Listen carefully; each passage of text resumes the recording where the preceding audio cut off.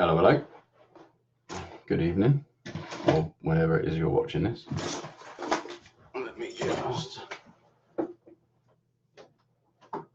write this down. Need to get a new whiteboard. This one's getting a bit knackered. Bernard, hello, mate.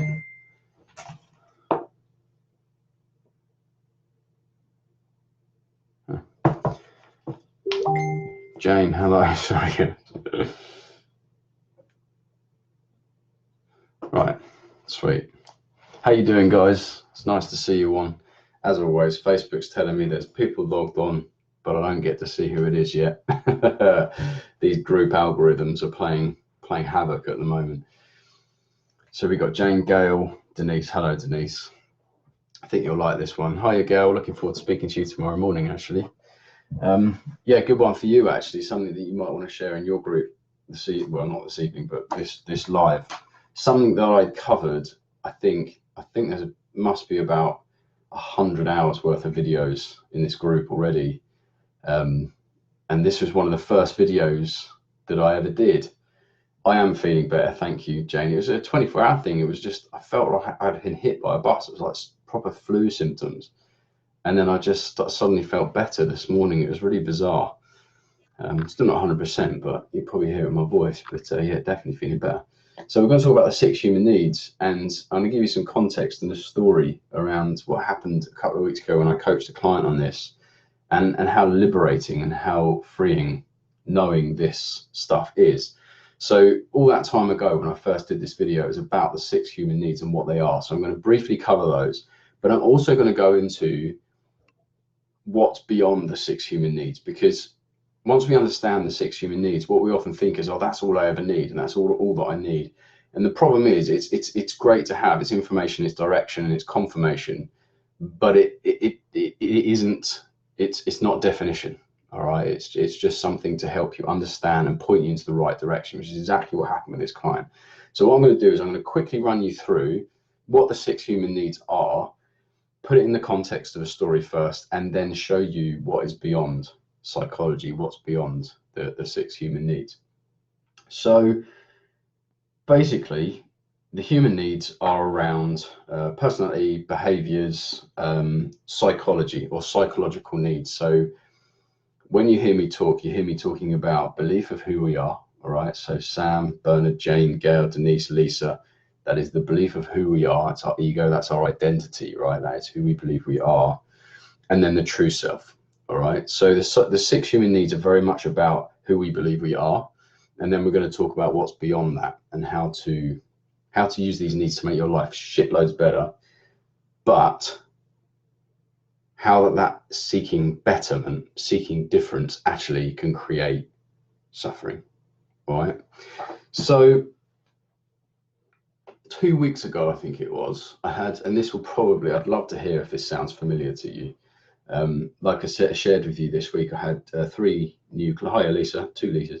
I had 3 new clients start, so they signed up with me for 6 months in the, what I would call the kind of all-in package, because I have 2 6-month packages. Hi Joanne, hi Angela. I have 2 6-month packages. One of them is kind of like all in, so it's a little bit more intense. And the other one is slightly less intense. But they all went all in, which is great because I can't wait to work with them. It's some exciting stuff. But each and every single one of them came to me because they were feeling as though they're not showing up to their life. They kind of a bit frustrated, a bit pissed off, a bit stale, a bit stagnant, not really sure what to do next, kind of a bit fed up. And that they want more. All right. So 2 weeks ago, this lady, this individual came to me and she requested a coaching session. Now, for those of you that don't know, the way that I work, very, very briefly, is if anyone ever says to me, Sam, I want to work with you, and this is generally how my business works, on referral and invitation only. I haven't actually really had time to invite anybody recently. It's been very much invitation and very much referral. So what happens is someone will either see me talk, or which this lady did, see me talk online. She watched one of the videos and she wanted to have a conversation. So if anyone ever wants to work with me, it doesn't matter whether they come to me with £1 million and say, Sam, I'll work with you, let's go. It makes no odds. I will always treat everybody the same. You come to me, we'll have a conversation for a couple of hours, we'll coach for a couple of hours, and we'll see what comes of it. And it's the same again, if we feel at that end of that session it's not quite there yet, then we'll have another session and see where it goes. So this is what we did. So we had a conversation, and right from the outset, she said to me in no uncertain terms, you know, she's been very successful. She's at a point in her life where she's kind of retired. She spends her whole life for other people, her grandkids, but she's left wanting more. She's left feeling like she hasn't got direction, but she wants something. She wants to do something. She wants to know where to go next, but she didn't know what to do next. She didn't know where to go. She was kind of a bit like, well, what do I do? And it was leading her to feeling frustrated and kind of very lacking, kind of feeling like she wasn't getting what she wanted from her life. And I'm sure this sounds familiar to some of you as well. Yeah, it is, Joanne. It's absolutely fascinating. Actually, this session will probably be one of my favorite ones because I love talking about this. Hi, Natalie. It's lovely to see you on. So anyway, we got into a conversation. I said to her, and it was a bit emotional to start with. She wasn't expecting to feel emotional, but these things often do when you kind of get these things out. I think the magic is often just in that. It's just getting it out and getting it realized, bringing it out into the world of form and kind of experiencing it. And I said to her, you know, has anyone ever talked to you about what your basic needs are, your basic psychological human needs are? And at this stage, she was still kind of, I need to know what I want. I need to know what I want, right? So I said, okay, so let's look at your life as a whole and let's look at your needs just generally. Hi, Pauline, Haley, and Stacey. If anyone else logs on, I apologize, but I can't really look at the screen and do this at the same time. So again, for those of you that have already seen this, I apologize, but we're going to go beyond, all right? So just bear with me. So the first two, you've got certainty and uncertainty. All right. So just very, very quickly, most of us, or all of us, will seek some level of certainty, whether that's regular payment, of regular pay, whether it's health, whether it's, you know, having a roof over our head, whether it's having food on the table. We will always seek a level of certainty. Yeah, we'll always seek a level of certainty. But what most people do, in my experience, is that they seek so much certainty because we're told and taught, conditioned that life happens from the outside in. We've got to have this to be happy. And obviously there's an element of needing stuff to just function, but we create so much certainty that we get a bit bored, we get a bit stuck, we get a bit pissed off and a bit frustrated, and we don't ever have, and we do everything we can to avoid uncertainty because it brings fear and worry and that sort of stuff. But what we don't realize, or we fail to realize, or what we were never taught, is that uncertainty is a need. We have a need for newness, freshness, experience, you know, joy, fun, fear, worry, all this newness that comes from uncertainty. So uncertainty is also a human need. So those that seek shitloads of uncertainty often are the sort of people that you see, and not criticism, but they'll just travel the world. They won't worry about, they'll go from one job to the other. They don't need a roof over their head. They're just kind of free spirits, right? So you get one extreme to the other, but often what I try and do for my clients is kind of identify where they're at. So straight away, she said to me, Sam, I have none of this, right? So I have no uncertainty in my life whatsoever, right? So the next one, love and connection and significance. I apologize for my writing, but it is Sunday night, so whatever. So love and connection we seek from other people and for ourselves. Okay, so love and connection from other people. This particular person, she was married, she had a very happy life, so she had all of that she needed. But what she felt, she lacked significance. And significance can come from, it comes from being a parent, it comes from, you know, being a husband or a wife, but it also comes from us having something of our own. So work, a job, a business, a hobby, a talent, or whatever it is, right? So a level of significance.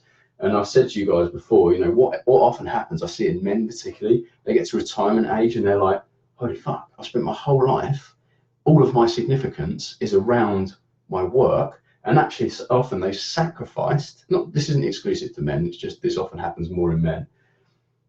They've sacrificed love and connection and family because of the significance in their role. And it's not to say that they don't love their family, please don't go away and tell people that.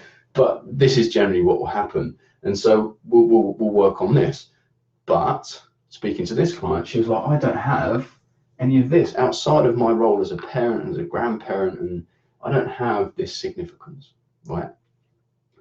So, okay, so we've got two things to look at straight away. And the lastly was growth and contribution. And growth is, these are spiritual needs, but really we can kind of forget that for now. Growth is, you know, learning, doing new things, personal development, we call it that. Bit of a sin, but we'll call it that anyway. So that we're always growing, we're always having something happening, newness, kind of that experience, right? And contribution is us giving, it's us contributing to something bigger than ourselves, right? That's a human need. It's something that our psychology needs in order to feel complete. So she said to me she was lacking contribution, some growth, but then she said she spent a lot of time reading and she's doing these courses and stuff. So I was like, okay, cool. So she'd identified that this was lacking, and straight away that gave her some direction. So I said, okay, so what does this mean to you? She said, well, I can definitely work on this because I can go out and do new things. Cool. I can go out and contribute, and all these can probably relate to each other, right? And we'll be checking in to make sure the balance doesn't swing too far the other way, because that can happen. So we just talked it through. And I kind of knew what she was going to say, but I said, right, so what is it that you're going to do? She said, oh, I don't know. I don't know. I still feel like I need to know, right? And this is where a lot of coaches get stuck, because they start thinking, shit, this client needs to know what they're going to do before I leave this call. Otherwise, it feels like I failed. It feels like I haven't given them what they need. And in my experience, we don't know what we don't know. You know, I'm not going to start telling that client because I've talked to them for like 2 hours. I don't know for shit what they want. But I can teach them and I can show them or explore with them the nature of the one that seeks, or the nature of the one that wants. So that's exactly what we did. All right. And with her permission, I said, you know, can I have permission with you now to make this a bit more fun and to take the edge off that want a little bit? Can we explore the nature of wanting? Who is it, the one that wants? She was like, well, it's me. I want. I said, okay, what if it isn't? What if it isn't you that wants? What if the true self never wants? What if we believe that we want, right? And we'll go into that a bit more detail in a minute. So she'd identified some of this stuff she can have fun with, but then we began to explore, and feel free to write those down, guys, obviously. You can always come back to this anytime. Hiya, Anne, lovely to see you on. So this was a real thing for her, you know, I need to know. And it really brought, you could see the frustration. I could see the frustration, and I held her in that space because that's what she was experiencing. What I definitely don't do is try and fix people, because that's none of my business. It was really just to let her sit with that and experience it in its fullness, because so often when we have feelings, we try and avoid them, we try and change them. And what that does is it bypasses an experience and creates the idea of seeking. And the second we begin to seek, it takes us away from the very thing that we are looking for, which is the true self. It's to know. And only the true self can ever know. Just think about it like this, you know, is seeking ever really going to create it? Or is there a place of existence that's seeking ever really going to get you what you're looking for? It's just going to continue to seek, right? And that's what happens with who we are. Nothing wrong with that, but it's important to understand, right? So I said to her, it's fascinating. So I said to her, okay, let's explore then the true self. And she said, oh, I've been reading about this. So I've been reading about this in these books. And she got these books, and I was like, wicked. So we had this really cool conversation about it. And something for her hadn't quite clicked yet. And I can't remember what it was, but something hadn't quite clicked. And it was something I said, or it was something we were exploring together. And you could see this sudden light bulb moment. And she started to cry. Right? And I don't know what it is, but when other people cry, especially in a coaching session when it's real silent and it's peaceful and it's relaxed and calm, for the most part, not always, unless you come to me not having done the work you said you're going to do, and then shit hits the fan. But she starts crying, and I got quite emotional because I could feel and see her experience, that she realized that it's not that she needed to know, it was that she needed to stop seeking, or that she understood the nature of the one seeking. And she said, so all of this time, I was always okay. And it was in that moment where I seek and think that that seeking is me, that I misunderstand and I suffer. And I said, yes. Because when you understand the nature of the one that seeks, it's always going to seek. That is what a belief does. It would always try and create, the ego would always try and create proof that it exists, right? Because that's what it has to do, otherwise it won't. But when we understand what the true self is, and we point you back to that space, we can just have shitloads of fun with this. We can play the game of life and enjoy it, but not suffer because we're seeking difference constantly. And that for me is the message that I want you guys to hear. It's not to be okay with what's going on for you right now. It's not to say don't ever want anything ever again, but it's knowing that suffering occurs and stress and anxiety occurs as well when we constantly seek difference, when we're looking for something else, when we seek.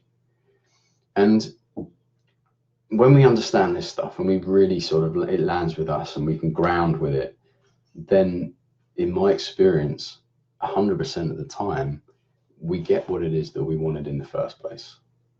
Because I'm yet to meet somebody who experiences freedom and peace and happiness within every feeling, within every emotion. I'm not saying you're going to be emotionless. This isn't about coach the human out of you. You're going to feel every bit the same person, and the anger and the stress and the anxiety and all the other stuff that comes with it, but you're not going to suffer it. That's the key for me. So that was the story of this client, and I hope that puts perspective or context on this, because I think story can help do that. Because it's easy for, it's all very well me sitting here telling you guys, but again, what I say is only going to be metaphorical for whatever I've experienced, and it's not really that helpful. So I hope a story is helpful. Let's have a little scroll down.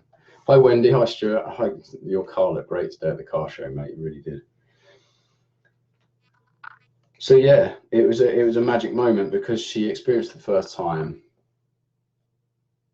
this feeling of not seeking, and she was talking to me about habits and stuff as well, and something we experienced within that, and we talked about the nature of habit, and within this world, most of us assume that it, and I talked about this a little bit before, and I can expand on it if you like at some point, but when we have habits, we make the mistake of assuming that it's the habit that creates the freedom and the peace. So for example, I'm stressed out, pissed off, I'll normally go and have a coffee and just kind of go and do whatever else, and I'm assuming that it's the coffee that, or the routine, that's giving me that sense of peace. It isn't.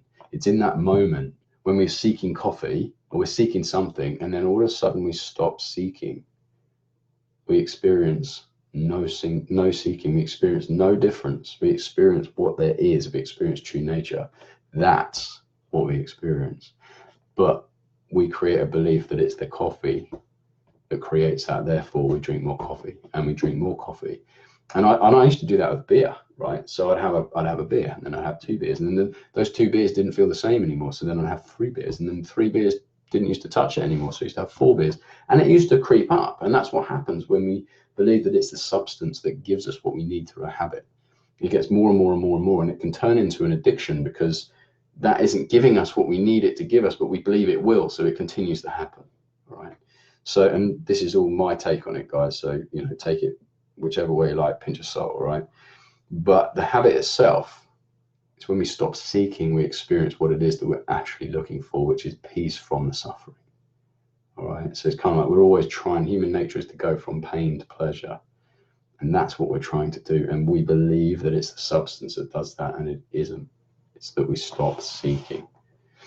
So I hope that was helpful. By all means, take this. It's this. I got this from Tony Robbins years and years ago, but I sort of quickly started to see that it was kind of limited in itself a little bit, because it's only pointing you towards psychology, and I kind of want to take you guys in a journey beyond that, because that's where the good stuff is. That's where what we're really looking for exists.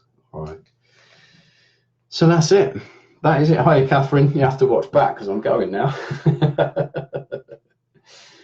And yeah, that is it. I hope that is useful. Now, guys, next Sunday I'm actually a guest I'm going to be doing some coaching, but I'm a guest on one of my clients, Sally's retreats. She is in this group. She does fitness retreats, and she's got an online business and a tribe. And I know most of you are in it, but for those of you that aren't, check it out, because if you're trying to sort your physique out, your body, your nutrition, she won't do that side of things, but everyone in here will tell you, she will give you everything you need to make it happen, right? So she'll give you the raw kick up the arse that you need. So I'm on a retreat next Sunday, so I'm going to be up in Lancashire, so doing the coaching side of things. So I won't be here, but I'll probably do the live on the Monday. But we'll see how we get on. I might do it on the Sunday. We'll see how we get on. But that's it from me. Have a great week, guys. As always, if there are any questions, or you just feel like you want a question answered, or you're in a stage where you're thinking, I don't know what to do next, I don't know where I'm at, don't for goodness sake think that if you send me a message I'm going to try and sell you shit. That's not going to happen. That's not what I'm about. If you want a question answered, let's jump on the phone. My number's in the group. Scroll down. You can send me a message on here. Ask questions. I'm always available to answer them. All right. So lots of love to you all. Have a great week, and I will speak to you all very, very soon. Take care, guys.